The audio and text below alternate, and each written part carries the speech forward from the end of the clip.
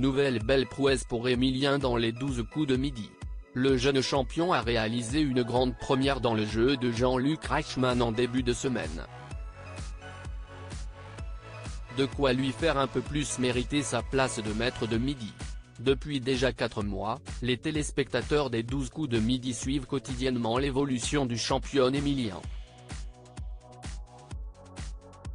À seulement 21 ans, l'étudiant en histoire promet déjà de s'inscrire parmi les plus grands maîtres de midi.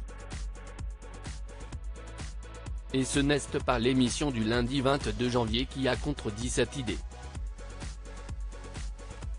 En effet, car non seulement Emilien a une nouvelle fois brillé grâce à sa grande culture, mais il en a également fait profiter une autre candidate. Le compagnon de Jessica a souligné une erreur dans le jeu de Jean-Luc Reichmann, ce qui a entraîné l'annulation de la question. Une grande première dans l'histoire du programme de TF1. Les candidats devaient déterminer les célèbres scientifiques dans une liste de 7 noms.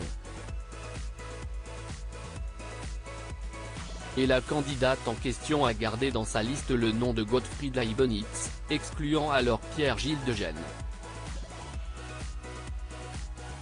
Pensant qu'elle faisait fausse route, Jean-Luc Reichmann a demandé à Emilien de partager son avis. Et ce dernier a alors contrecarré les plans de la production. Ben en fait, je me dis que les deux sont bons, a-t-il répondu. Et de s'expliquer, Pierre-Gilles de Gennes a bien reçu le prix Nobel en 1991, donc si est-il bon, mais Leibniz si est-il à la fois un philosophe et un scientifique.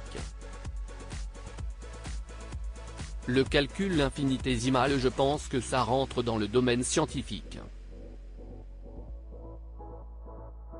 Largement même point. La production confuse face à son erreur. On me dit qu'Emilien n'a pas tort, a été obligé de reconnaître Z, l'emblématique voix off des 12 coups de midi. Eh ben on accepte et on s'excuse. Je vous dis bravo personnellement, a alors rebondi l'animateur qui s'amusait à comparer Emilien avec Paul Elrarat, ex-champion de l'émission qui ne se gênait jamais pour signaler de petites erreurs sans grandes conséquences comme des fautes d'orthographe dans les questions par exemple. Tandis que la candidate qui l'a aidé a finalement été éliminée, Emilien continue de son côté sur sa bonne lancée, même s'il a bien failli perdre à cause de Jean-Luc Reichmann, et fait gonfler jour après jour sa cagnotte déjà d'une valeur à 6 chiffres.